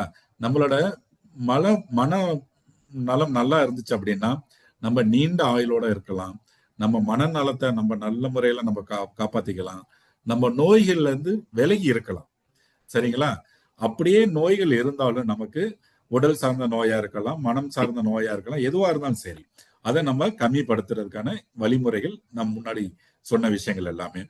இப்படியெல்லாம் ஈடுபட்டு இருக்கிறதுனால என்ன ஆகுன்னு கேட்டீங்கன்னா நம்மளோட மன அழுத்தம் கம்மியாகும். சரிங்களா? யாரோ ஒருவர்கிட்ட நம்மளோட கஷ்டங்களை நம்ம சொல்லுவோம். நம்ம முன்னோர்கள் சொன்னதான் எல்லாமே. கஷ்டத்தை பகிர்ந்துக்கிட்டா இலகுவாகும், சந்தோஷத்தை பகிர்ந்துக்கிட்டா இரட்டிப்பாகும் இல்லைங்களா? அது மாதிரியான விஷயங்கள் தான். சரிங்களா? அடுத்தது வந்து நம்ம மற்றவங்கள்ட்ட நல்ல முறையில பேசுகிறது, உறவுகளை மேம்படுத்துகிறது, சமூகத்தை நேசிக்கிறது, இந்த மாதிரி விஷயங்கள் எல்லாமே நம்ம செஞ்சுக்கிட்டு இருந்தோம் அப்படின்னா நம்ம மறதி நோயிலிருந்து விடுபடலாம். பிளஸ் நம்ம என்ன சொல்றது, ஞாபக சக்தியும் அதிகப்படுத்தலாம். இப்படியெல்லாம் இருக்கிறப்ப நம்ம கண்டிப்பாக அந்த ஓய்வுல இருந்து வந்ததுக்கு அப்புறம் நம் தனிமையை தவிர்க்கலாம். நமக்கு ஏற்படக்கூடிய மனச்சோர்வா இருக்கட்டும், உடல் சோர்வா இருக்கட்டும், இதையும் நம்மளால் ஆரோக்கியமாக தடுக்க முடியும்.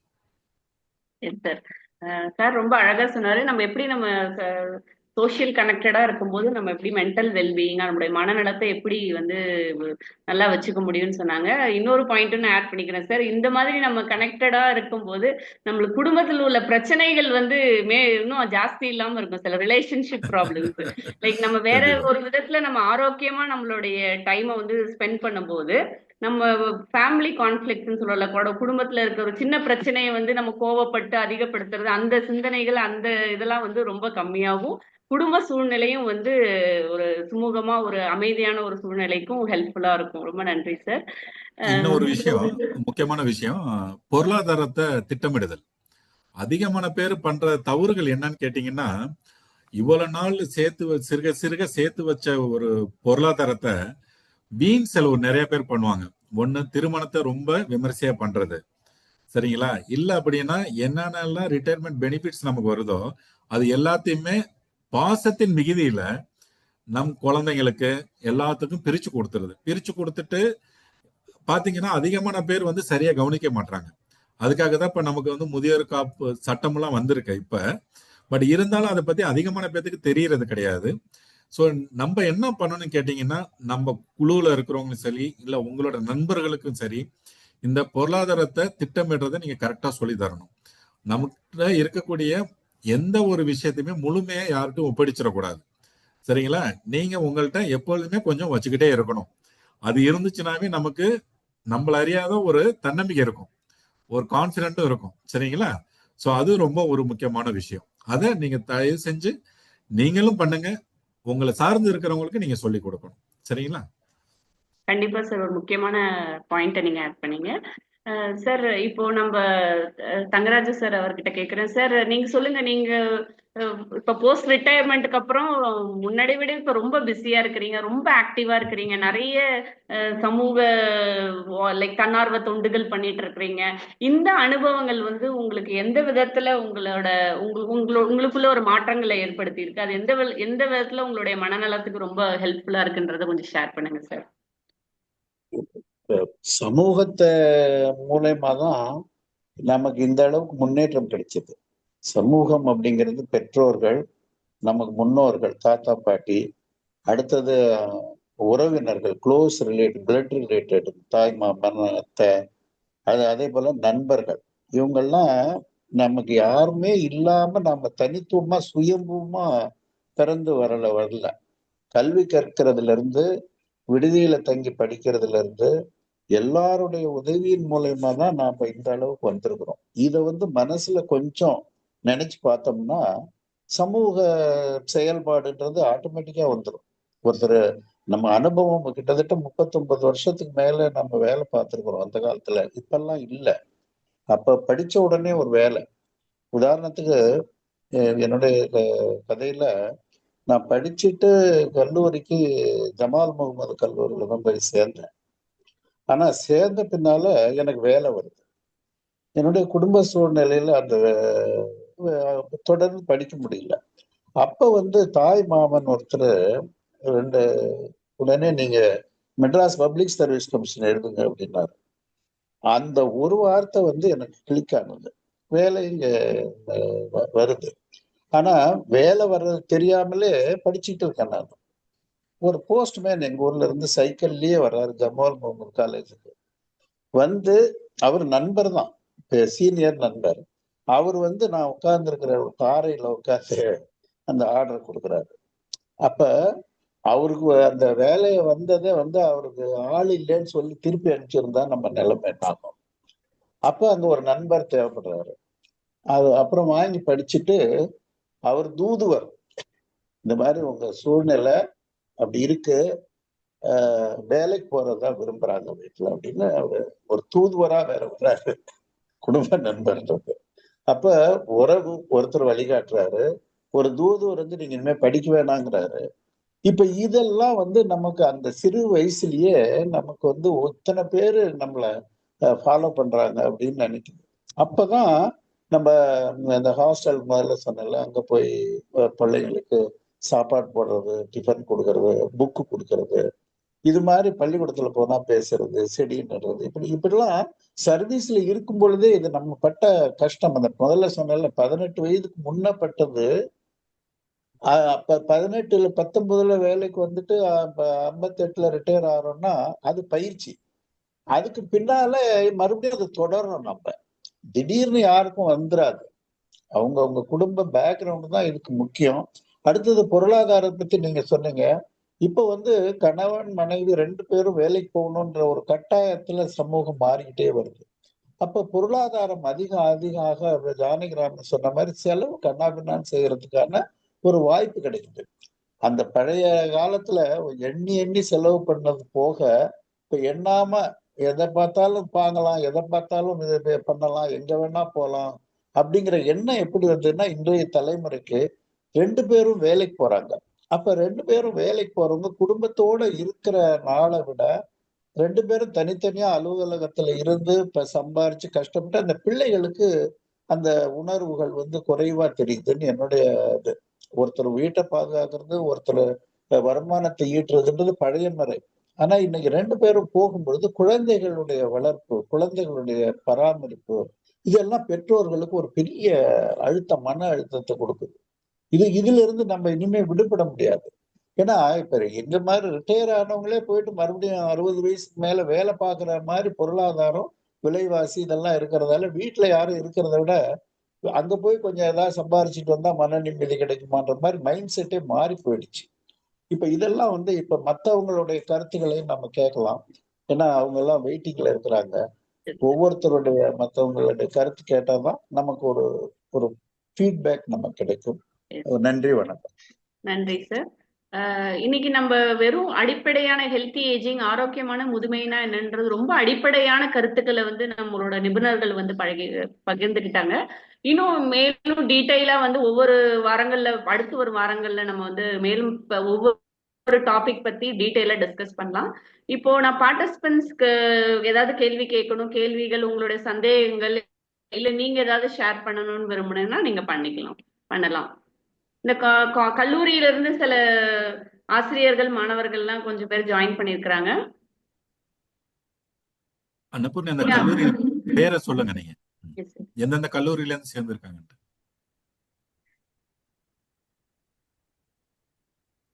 ஜமாத் முகமது கல்லூரியில இருந்து யாராவது ஜாயின் பண்ணிருக்கீங்களா? இருக்காங்க. நீங்க அன்மியூட் பண்ணிட்டு உங்களுடைய கேள்விகளை கேட்கலாம். நம்ம கிட்ட நிபுணர்கள் இருக்கிறாங்க, உங்களோட கேள்விகளை கேட்கலாம்.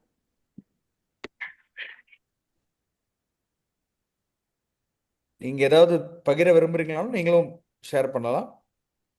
யாருக்கு விருப்பம் இருக்கோ நீங்க ரைஸ் பண்ணலாம். ஹேண்ட் ரைஸ் பண்ணீங்கன்னா தென் வி கேன் டிஸ்கஸ். அது பேசலாம். உங்களுடைய அனுபவத்தையும் நீங்க பகிர்ந்துக்கலாம். யார் வேண்டுமானாலும் பகிர்ந்துக்கலாம். யாருனாலும்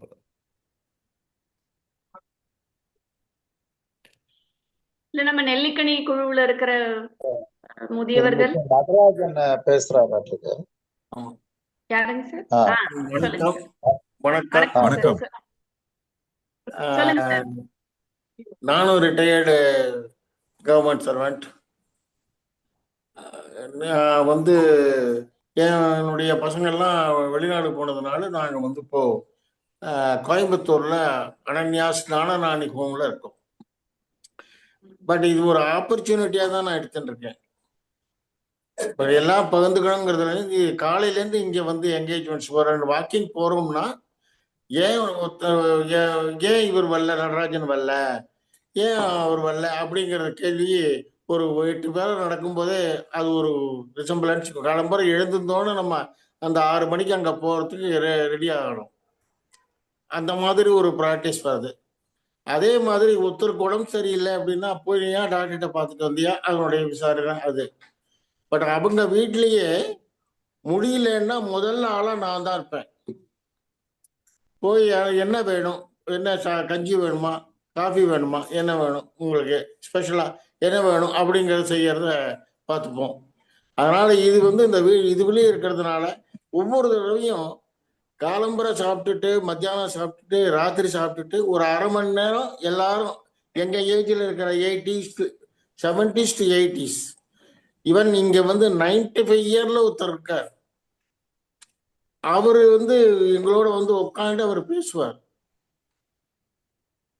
இன்னும் சில பேர் IAS cadre secretary to government டெல்லியிலேருந்து அவரும் உட்காந்துருப்பார்.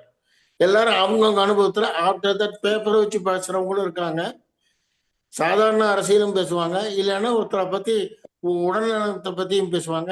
இது ஒரு 6.5 மணி நேரம், ஒவ்வொரு தடவையும் 6.5 மணி நேரம் பேசும்போது நம்ம இந்த காம்பவுண்ட் வால்ல எல்லாரும் எப்படி இருக்கோம் அப்படிங்கிறது கொஞ்சம் தெரியும். இது ரொம்ப மனப்பூர்வம் சந்தோஷமா இருக்கு. ஒரு அந்த அந்த மீட்டிங்கை அவாய்ட் பண்ணவே மாட்டோம். சாப்பிட்டுட்டு போனா ஒரு நாளைக்கு வீட்லயே சாப்பிட்டுட்டோம், அங்க டைனிங்ல போல அப்படின்னாலும் அந்த நேரத்துக்கு அங்க போய் உட்காந்து எல்லாரும் இருப்பாங்க. நம்ம ஏஜ்லயே எல்லாரும் இருக்கிறவங்க இருக்காங்க. ஒரு பக்கம் லேடிஸ் எல்லாரும் ஒரு 10 பேர் உட்காந்து பேசுவோம், ஜென்ட்ஸ் எல்லாரும் 10 பேர் உட்காந்து பேசுவோம். இது மனப்பூர்வமா எல்லாமே ஒவ்வொருத்தர் பகிர்ந்துக்கிறதுக்கு ரொம்பவும் சந்தோஷம். ஒரு சிலருக்கு அவன் பையன் இதுல இருந்து அயல் நாட்டுல இருந்து வந்திருப்பான், அவர் இது மாதிரி வந்திருக்கான்னு அவர் இன்ட்ரடியூஸ் பண்ணுவாரு. அவங்களுடைய ரிலேஷன்ஸ் வருவாங்க, அவங்க வந்து இன்ட்ரடியூஸ் அவங்க என்ன வேற வேற அனுபவத்தை சொல்லுவாங்க. இதனால டே டு டே ஹாப்பியஸ்ட் இதாக இருக்கு. அதனால இந்த மனநலம்ங்கிறதுக்கு சொன்னேன், அது இந்த ஏஜ்ல வந்து ஒவ்வொருத்தரா டிஸ்கஸ் பண்ணும்போது எல்லாமே சரியா போயிடுது. என்னுடைய அனுபவத்தை நான் சொன்னேன். தேங்க்யூ. ரொம்ப நன்றி. சந்தோஷம் சார், ரொம்ப சந்தோஷம் சார், ரொம்ப அழகா ஷேர் பண்ணீங்க. நான் நாராயணன் பேசுறேன். சொல்லுங்க சார். வணக்கம் சார். நான் ஒரு ரிட்டையர்ட் டெப்டி கலெக்டர். எனக்கு வயசு 87 ஆகி போச்சு சார். நாங்கள் 1996 30/6/96 ரிட்டையர் ஆனேன். ரிட்டையர் ஆனதுக்கப்புறம் தருமபுரியில இருந்து சில எங்கள் சங்கத்தினோட ஒரு அசோசியேஷனில் பொருளாளராக இருந்து சங்க ஆக்டிவிட்டீஸ்லாம் கொஞ்ச நாளாக ஈடுபட்டு இருந்தேன். அது மூலமாக கொஞ்சம் நல்ல ஆக்டிவாக இருந்தேன். கொஞ்ச காலம் எங்களோட பையன்களுக்கு பொண்ணுங்களுக்கெல்லாம் கல்யாணம் செய்ய வேண்டிய ஒரு காலத்தில் அவங்களோட சேர்ந்து அந்த வேலையெல்லாம் பார்த்துட்டு இருந்தேன். அதுக்கப்புறம் எங்கள் என்ஜிஓ காலனி அசோசியேஷனில் என்னோட ஒரு பொருளாளராக போட்டாங்க. பொருளாளராக போட்டாலும் நான் வந்து எல்லா வேலையும் பார்த்துட்டு இருந்தேன். அங்கே போனால் மெம்பர்ஸ் கிட்ட இது எல்லாம் பணம் வசூல் பண்ணுறது, சில வீட்டில் தண்ணி வரலேம்பாங்க, ஏன் இன்னைக்கு தண்ணி வரல அப்படின்னா அதை உடனே போய் பார்க்கறது, இந்த மாதிரி வேலைகள்லாம் ஆக்டிவாக இருந்திருந்தேன்.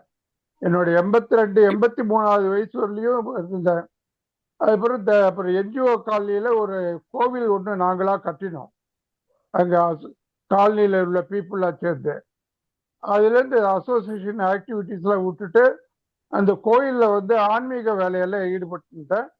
கோயிலில் தினம் காலையில் திறக்கிறது, பூஜை பண்ணுறது, சாயங்காலம் திறக்கிறது, இந்த பூஜை பண்ணுறது, இந்த வேலையெல்லாம் பார்த்துருந்தேன். என்னுடைய 83வது வயசு வரலையும் நான் ஆக்டிவாக இருந்தேன் தருமபுரியில். அதுக்கப்புறம் 84வது வயசுல தான் நானும் எனக்கு ஒய்ஃபு தனியாக இருக்க வேண்டாம்னு சொல்லி எங்கள் பையங்க மெட்ராஸ் கூப்பிட்டனால இப்போ நான் சென்னையில் வந்து எங்கள் 2வது பையனோடு இருக்கேன். இப்போ நான் எனக்கு டயபெட்டிக்லாம் இருக்குது, 42 வருஷமாக டயபெட்டிக் இருக்கு. ஆனாலும் இருந்தாலும் நான் அதை வந்து மெயின்டைன் பண்ணிட்டு இருக்கேன். நான் 3 மாதத்துக்கு ஒரு தடவை உடம்ப நல்லா டாக்டர்கிட்ட போய் செக் பண்ணிக்கிறேன். 3 மாதத்துக்கு ஒரு தடவை பிளட் டெஸ்ட்டு எல்லா டெஸ்ட்டும் எடுத்து டாக்டர்கிட்ட போய் பார்த்து அவர் சொல்கிறபடி வாங்கி இப்போ இன்சுலின் டிபெண்ட்டாகவும் இருக்கேன். இப்போ ரீசெண்டாக என்னோட இது ஒன்றுன்னா HbA1c 7.4 இருக்குது. ஆனால் எங்கள் டயபெட்டாலஜிஸ்ட் டாக்டர் வந்து 8க்குள்ளே மெயின்டைன் பண்ணுங்க, உங்கள் ஏஜுக்கு அதுக்கு தான் போகிறோம், அதுக்கு குறைச்சி நீங்கள் ரொம்ப உடம்பை வருத்திட்டீங்கன்னா உங்களுக்கு ஏதாவது ப்ராப்ளம் தான் அரைஸ் ஆகும் அப்படின்னாங்க. ஒரு 6 மாதத்துக்கு முன்னால் வரலையும் நான் கொஞ்சம் வெளியில் வாக்கிங்லாம் போயிட்டு இருந்தேன். இப்போ திடீர்னு இது 6 மாதமா உடம்பு நடக்க முடியாத ஒரு ஸ்டேஜுக்கு வந்துருச்சு. அதை டயபெட்டிக் நியூரோபதின்னு சொல்லுவாங்க. அதனால நர்வஸ் வீக்னஸ் ஆகி போச்சு எல்லாம். அதனால இப்போ நடக்க முடியல. இருந்தால் கூட வீட்டுக்குள்ளே நடந்துட்டு இருக்கேன். என்னோட வேலையை நான் செய்கிறேன். காலையில் 5:30 மணிக்கு 6 மணிக்கு எழுந்திருக்கிறேன். எழுந்து கொஞ்ச நேரம் எக்ஸசைஸ் பண்ணிக்கிறேன். எக்ஸசைஸ்னால் யோகா மாதிரி எக்ஸசைஸு, இந்த பிராணாயாமம் இதெல்லாம் செஞ்சுக்கிட்டு எக்ஸசைஸ் பண்ணிட்டு இருக்கேன். அதுக்கப்புறம் குளிச்சுட்டு ஒரு 1 ஹவர் பூஜை பண்ணுறாங்க. அதில் ஒரு என்னோட இது மனசு ஈடுபட்டு அது நான் கொஞ்சம் வசதி, எனக்கு இதுவாக நிம்மதியாக இருக்கு வசதி. அதுக்கப்புறம் சாப்பிட்டுட்டு கொஞ்சம் மொபைல் பார்த்துட்டு இருக்கேன். நான் என்னோட இதெல்லாம் நிறைய ஆன்லைனில் பொருள்கள்லாம் வாங்கிக்கிறேன், நானே வாங்கிக்கிறேன். ஆன்லைனில் வச்சு வாங்கிக்கிறேன். அப்புறம் மொபைல் பேங்கிங் பண்ணிக்கிறேன்.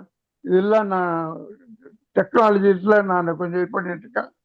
அதே மாதிரி என்னோட டாக்டர் கனடாவில் இருக்காவா, வீக்லி ஒன்ஸ் வீடியோ கான்ஃபரன்ஸில் வீடியோ மூலமாக நாங்கள் பேசிப்போம், நான் எங்கள் வீட்டில் எல்லாரும்.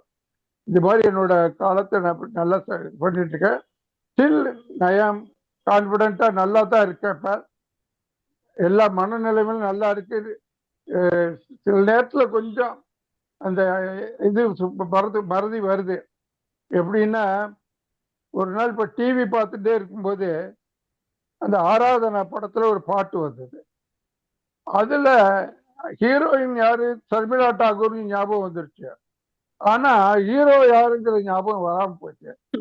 ஒரு கொஞ்ச நேரம் யோசனை பண்ணி ஒரு அந்த பாட்டெல்லாம் முடிஞ்சதுக்கு அப்புறம் யாரா இவர் அப்படின்னு பண்ணா அப்புறம் தான் ராஜேஷ் கண்ணான். அதாவது அந்த ஸ்பாட்ல ஞாபகம் வர மாட்டேங்குது, அதுக்கு கொஞ்சம் டைம் எடுக்குது. ஞாபக சக்தி உடனே வர மாட்டேங்குது. சப்போஸ் ஒரு இடத்துல போய் நாம் ஒரு பேசுறோம்னு வச்சுங்க, என்ன பேச போறோம்னா அந்த இடத்துல என்ன ஒரு டாபிக் வேணும்னா அது என்னன்னு மறந்து போயிடுது. டெமென்ஷியா இருக்கு, இருந்தாலும் அது ரொம்ப லாங்கா இல்லை, ஷார்ட் டைமா இருக்கு. இப்படிதான் ஒரு நேரத்துல மறதி ஏற்பட்டா கூட ரீகலெக்ட் பண்ணிக்கிறது.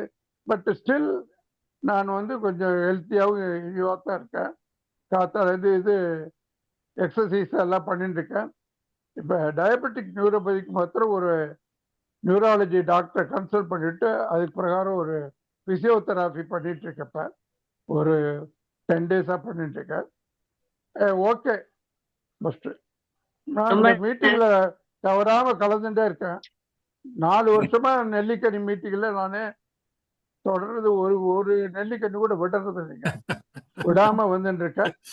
இப்போ இதை 3 மணிக்கு பண்ணதுக்கு நான் போன மீட்டிங்ல ஒரு சஜஷன் சொன்னேன், 4ல இருந்து 5 வரைக்கும் 3 மணிக்கு தூங்குற டைம் அப்படின்னு. பட் என்னோட சஜஷன் நீங்க ஏத்துக்கல. இருந்தாலும் எப்படி இருக்கு 3ல இருந்து 4ங்கிறதுனால தூங்காம இப்போ முழிச்சுட்டு இந்த மீட்டிங் அட்டன் பண்றேன். நன்றி. ரொம்ப சந்தோஷம் சார். அன்னபூர்ணி, நான் ஒரு Yes. சில Yes, sir. கருத்துக்கள் ஷேர் பண்ண விரும்புறேன். Yes, sir. முக்கியமா சொல்லுங்க. நாராயணன் சாருக்கு என்னோட நன்றி.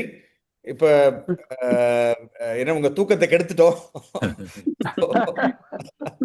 ஒரு வகையில பாத்தீங்கன்னா பகல்ல நீங்க தூங்காம இருந்தீங்கன்னா நைட்ல இன்னும் நல்லா தூக்கம் வரும். ஸோ பகல்ல கண்டிப்பா தூங்கி ஆகணுங்கிறது கட்டாயம் கிடையாது.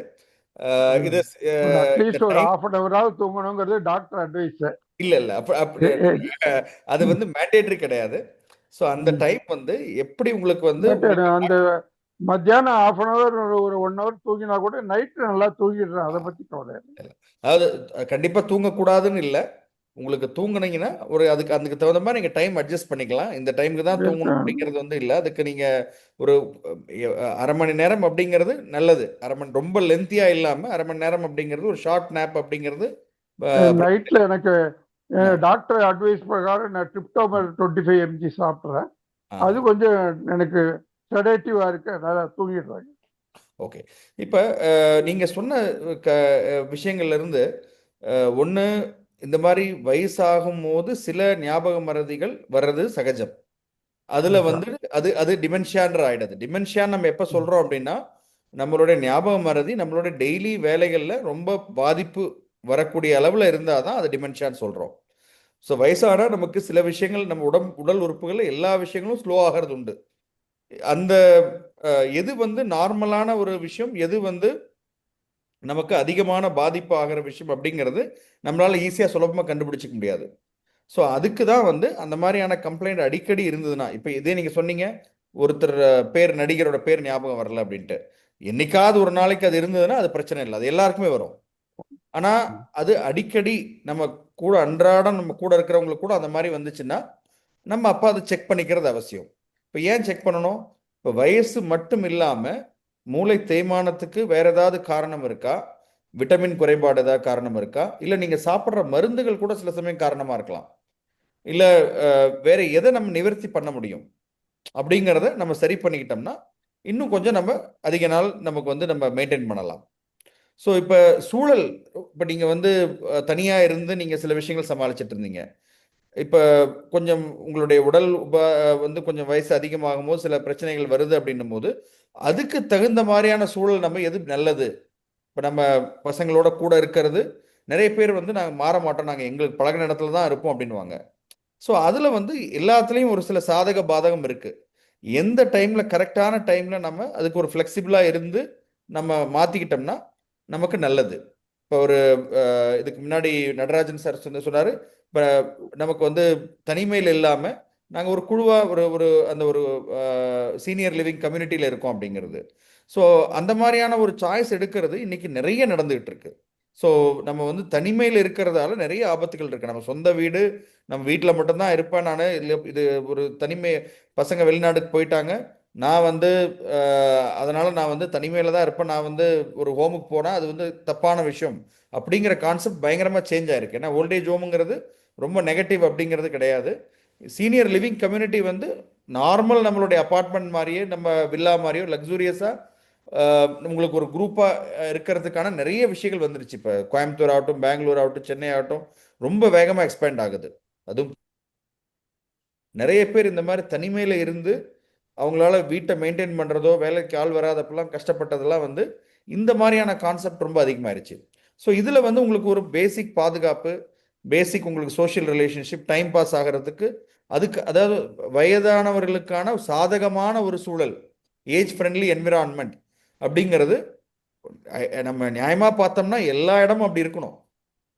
சில நாடுகள், வளர்ந்த நாடுகள் நம்ம போனோம்னா நிறைய நாடுகளில் அது எல்லா இடமும் அந்த மாதிரியான வசதியாக இருக்கிறதுலாம் இருக்குது. இப்போ நம்ம நாட்டில் ஒரு நடை பாதை வந்து பிளாட்ஃபார்மே கிடையாது. அதுவே நம்ம நடக்கிறதே டேஞ்சருங்கிற அளவில் தான் இருக்குது. ஸோ அதனால் அந்த மாதிரியான ஒரு பாதுகாப்பான இடத்துக்கு நம்ம போகிறதுங்கிறது வந்து அது கூட ஒரு ஒரு வாய்ப்பு, ஒரு முடிவாக இருக்கலாம். நமக்கு எது வசதிப்படுதோ அதுக்கு தகுந்த மாதிரி நம்ம அதை வந்து டைம்லி அதுக்கான ஒரு பிளானிங், வயதாகும் போது நம்ம பிளானிங் அப்படிங்கிறது, இன்னைக்கு நம்மளோட லைஃப் எக்ஸ்பெக்டன்சி நம்ம எவ்வளோ நாள் இருக்கணும் அப்படிங்கிறது, 60 வயசு வந்தவங்க குறைஞ்சபட்சம் 20 வருஷத்துக்கு பிளான் பண்ணணும். ஸோ இன்னைக்கு 90கள் இல்லை 100 வயசு வரைக்கும் இருக்கிறவங்க எண்ணிக்கை வந்து அதிகமாயிட்டே இருக்கு. ஸோ அப்போ நம்ம 80 வயசு இருந்தோம்னா இன்னும் ஒரு மினிமம் ஒரு 10-15 வருஷத்துக்கு பிளான் பண்ணணும். ஸோ அந்த மாதிரி நம்ம வந்து இன்னொன்று ஒரு ஒரு பிரச்சனை வந்துச்சுன்னா அதை எப்படி சமாளிக்கிறது, அப்பயும் நம்ம ஆரோக்கியமான முதுமைக்கு என்ன தேவையோ அதை செய்யணும். ஞாபக மறதி தொந்தரவானாலும் சரி, இல்லை செவித்திறன் பிரச்சனைனாலும் சரி, நடக்க முடியாமல் மொபிலிட்டி, நீங்கள் வந்து முதல்ல வாக்கிங் போயிட்டு இருந்தீங்க, இப்போ நமக்கு நடக்கிறது பிரச்சனை அப்படின்னா, இப்போ இந்த ஆன்லைன் டெக்னாலஜியில் உங்களுக்கு வந்து இதில் கலந்துக்கிறது இதுவும் ஒரு வாய்ப்பாக அமையுது. அதுவும் இல்லைன்னா நம்ம சப்போர்ட் எடுத்துக்கிட்டு, ஈவன் வீல் சேர் தேவைப்படும் போது கூட வீல் சேரை யூஸ் பண்ணிக்கிட்டு அதில் நம்ம மொபிலிட்டி இருந்ததுன்னா அதில் ஒன்றும் குறைபாடே கிடையாது. நமக்கு எது தேவையோ அந்த பாதுகாப்பை செஞ்சுக்கிட்டு நம்ம வந்து ஒரு நம்ம நம்ம எல்லாரோடையும் கலந்து பேசக்கூடிய ஒரு வாய்ப்பு இருந்தாலும் சரி, மீனிங்ஃபுல்லாக நம்ம ஏதாவது பண்ணிட்டு இருந்தோம்னா ஆரோக்கியமான முதுமை அப்பையும் இருக்கு. குறைபாடுகள் இருந்தாலும் ஆரோக்கியமான முதுமை, அதுதான் நம்மளுடைய நோக்கம். உடல் ஆரோக்கிய பிரச்சனையானாலும் சரி, மன ஆரோக்கிய பிரச்சனையானாலும் சரி, ஆரோக்கியமான முதுமைங்கிறது எப்பயுமே நம்ம அதுக்கு முயற்சி பண்ணிட்டு இருக்கலாம். இதை பற்றி நம்ம இன்னும் மேலும் மேலும் நம்ம அடுத்த வர ப்ரோக்ராமில் இன்னும் அதிகமாக பேசலாம். இதில் இன்னும் இப்போ மிஸ்டர் நடராஜன் மாதிரி இருக்கிறவங்க அந்த மாதிரியான குரூப்ல இருந்து இன்னும் ஆக்டிவாக பார்ட்டிசிபேட் பண்ணுறதுக்கு வேற சீனியர் சிட்டிசன்ஸை கூட நீங்கள் இன்வைட் பண்ணலாம். அவங்க ஏன்னா எவ்வளவுதான் இந்த மாதிரியான விஷயங்களாக இருந்தாலும் அவங்கவுங்க அனுபவத்தை பகிர்ந்துக்கும் போது அதில் கிடைக்கக்கூடிய ஒரு விஷயம் அப்படிங்கிறது வந்து ரொம்ப இம்பார்ட்டண்ட்டு. இதில் நாங்கள் இன்னும் காலேஜ் ஸ்டூடெண்ட்ஸையும் கொண்டு வரதுக்கு முயற்சி பண்ணுறோம். காலேஜ் ஸ்டூடெண்ட்ஸ் இந்த மாதிரியான ஒரு கலந்துரையாடல் வந்தாங்கன்னா இது மூலயமா அவங்களுக்கும் ஒரு விழிப்புணர்வு வர்றதுக்கும் அவங்களுடைய ஆட்டிடியூடை மாற்றிக்கிறதுக்கும் சில உதவியாக இருக்கும்.